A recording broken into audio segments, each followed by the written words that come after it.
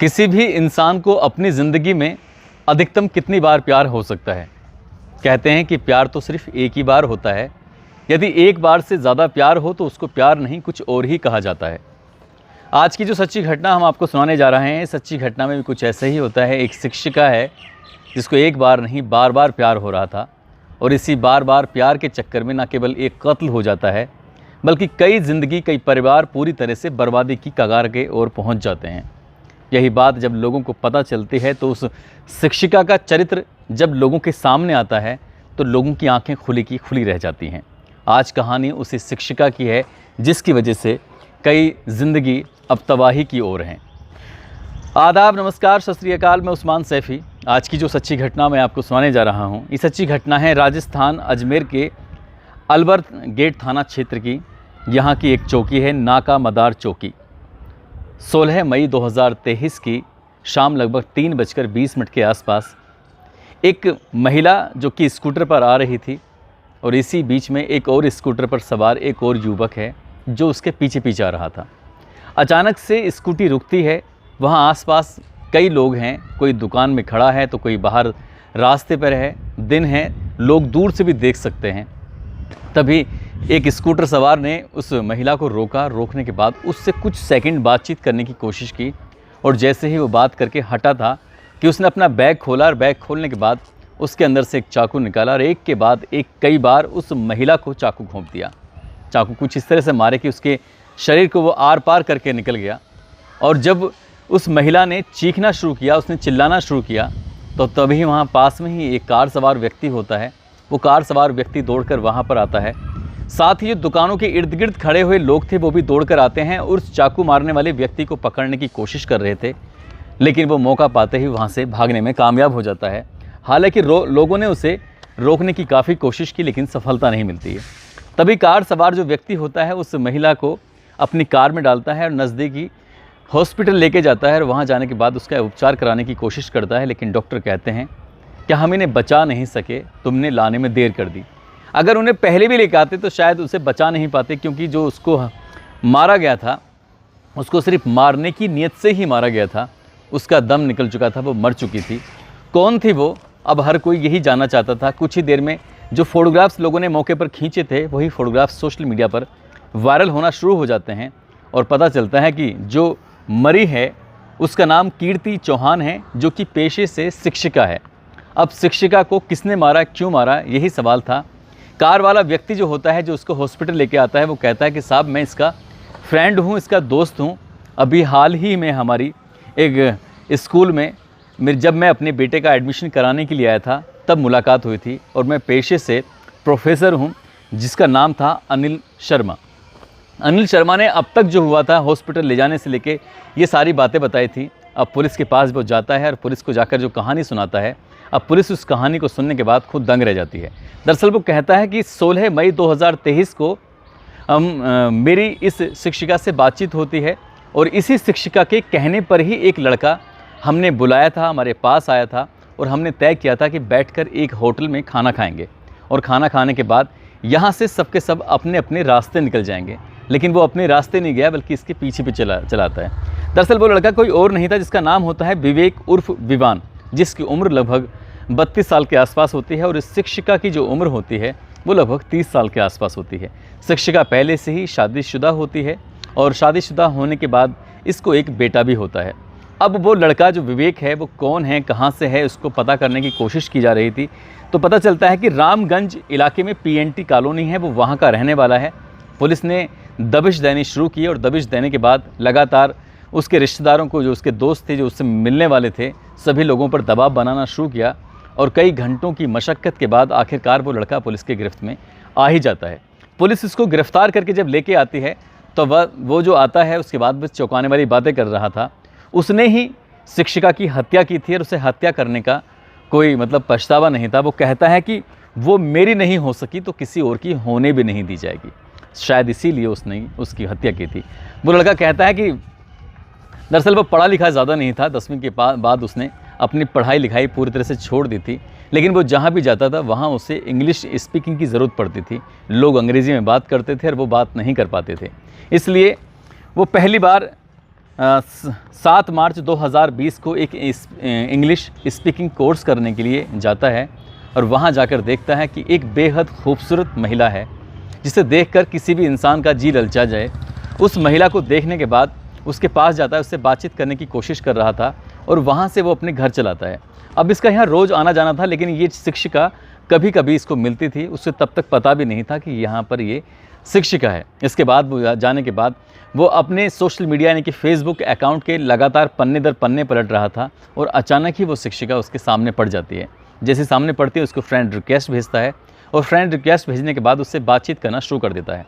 वो कहता है कि तुम बहुत खूबसूरत हो और मैं तुम्हें पसंद करने लगा हूँ। तभी शिक्षिका कहती है कि तुम्हें शायद अंदाज़ा नहीं है, मैं शादीशुदा हूँ और मेरे पास एक बेटी भी है, लगभग जिसकी उम्र 7 साल के आसपास है, और मेरा पति भी है और मैं एक अच्छी ज़िंदगी जी रही हूँ।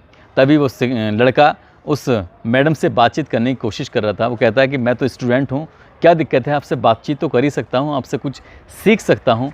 तभी वो कहती है नहीं, आपको कुछ सीखने की ज़रूरत नहीं है, आपको कोई बात करने की ज़रूरत नहीं है, आपको अंदाज़ा भी नहीं है, मैंने खुद ने लव मैरिज की है और मेरे पति का जो नाम है वो सूरज चौहान है और सूरज चौहान एक बहुत अच्छा इंसान है। विवेक उर्फ विवान, जो कि उस शिक्षिका से प्यार करने लगा था, उसके बिना वो रह नहीं पा रहा था। तभी पूछता है कि अपने बारे में ये तो बताओ कि तुम्हारे पति क्या करते हैं, क्या नहीं करते हैं। तभी शिक्षिका कहती है कि उसके पति चेक बाउंस की वजह से सलाखों के पीछे हैं, अजमेर की सेंट्रल जेल में लगभग 2 साल से बंद हैं।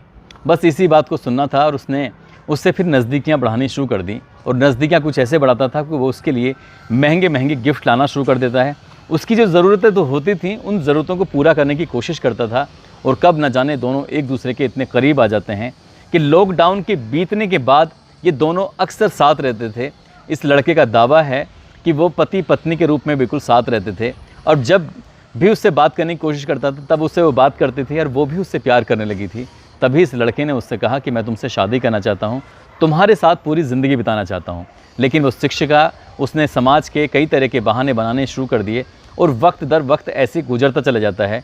लेकिन अप्रैल 2023 में एक तरह से बिल्कुल ये रास्ते बिल्कुल बदल जाते हैं। दरअसल इस महिला शिक्षिका के संपर्क में प्रोफेसर अनिल शर्मा आ जाते हैं और अनिल शर्मा अपने बेटे का एडमिशन कराने के लिए जब एक स्कूल में गए थे तो उसी स्कूल के अंदर ये महिला शिक्षिका कीर्ति चौहान भी मिल जाती है। और जब कीर्ति चौहान मिल जाती है तो बातचीत इन दोनों के बीच में शुरू हो जाती है। जैसे बातचीत का सिलसिला बढ़ रहा था इन दोनों के बीच में, यानी कि शिक्षिका और प्रोफेसर के बीच में, तो इसी बीच में जो लड़का विवेक होता है उससे दूरियां बढ़ने लगती हैं। अब वो फ़ोन करता है तो शिक्षिका कहती है कि मैं बहुत ज़रूरी काम से हूँ, मैं क्लास में हूँ, मैं इधर हूँ, मैं उधर हूँ। बस कोई ना कोई बहाना लेती थी बातचीत ना करने का और धीरे धीरे करके दूरियां बढ़नी शुरू हो जाती हैं। यह आलम हो जाता है कि शिक्षिका ने इस लड़के का जो नंबर था वो ब्लैक लिस्ट में डाल दिया था, जिसकी वजह से वो कॉल जाती ज़रूर थी लेकिन उठ नहीं पाती थी। घंटी छोटी सी जाती थी और फ़ोन कट जाया करता था। इसलिए इस लड़के को लगातार गुस्सा आ रहा था और वो शिक्षिका से मिलने की लगातार कोशिश कर रहा था। तभी कीर्ति यानी कि शिक्षिका ने अपने दोस्त प्रोफेसर से बताया कि मुझे एक लड़का बहुत ज़्यादा परेशान कर रहा है, मैं उससे पीछा कैसे छुड़ाऊँ। तभी प्रोफेसर कहता है कि परेशान होने की ज़रूरत नहीं है, एक काम करते हैं, एक रेस्टोरेंट में मिलने की बात करते हैं और वहीं उस लड़के को समझाने की कोशिश करेंगे। अब ये शिक्षिका, प्रोफेसर और वो लड़का एक रेस्टोरेंट में जाते हैं और वहाँ जाने के बाद आपस में बातचीत करते हैं। लड़के को पूरी तरह से समझाया जाता है, ये बताया जाता है कि ये शादीशुदा है। लड़का कहता है कि मैं जानता हूँ ये पहले से ही शादीशुदा है। वो बताते हैं कि इनको एक बेटी है, बोले मैं जानता हूँ कि इनको एक बेटी भी है।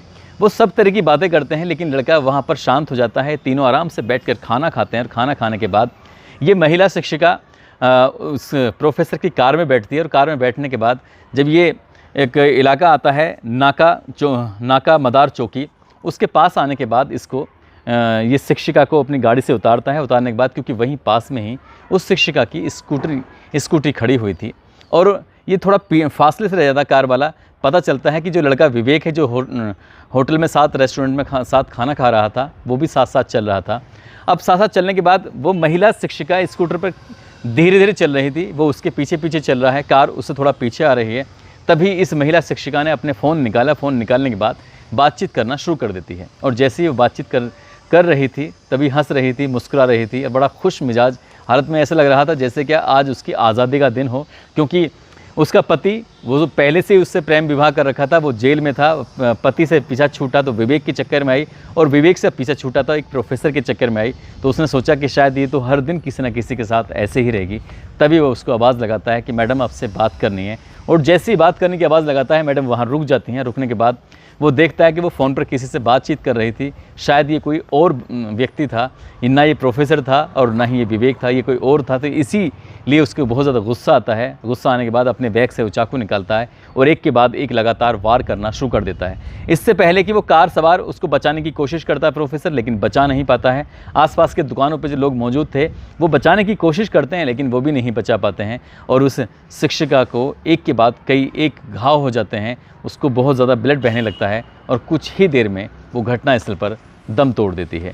दम तोड़ने के बाद इस व्यक्ति को, इस लड़के को, जिसका नाम विवेक उर्फ विवान होता है, पुलिस इसको गिरफ्तार कर लेती है। गिरफ्तार करने के बाद ये पूरी कहानी पुलिस को बयां करता है, और साथ ही प्रोफेसर पर इसने आरोप लगाया था, तो प्रोफेसर ने साफ इनकार किया कि मेरी शिक्षिका से मुलाकात ज़रूर हुई थी, मैं करियर के संबंध में उसे गाइड कर रहा था, उसे गाइडेंस दे रहा था, लेकिन उससे मेरा कोई अफेयर नहीं है। उसने ये बात झुटलाने की पूरी तरह से कोशिश की है, लेकिन जो सच जानती थी और सच क्या था, उसके कितने अफेयर थे, कितने लोगों से बातचीत करती थी, वो तो खैर वही बता सकती थी, लेकिन अब वो इस दुनिया में है नहीं।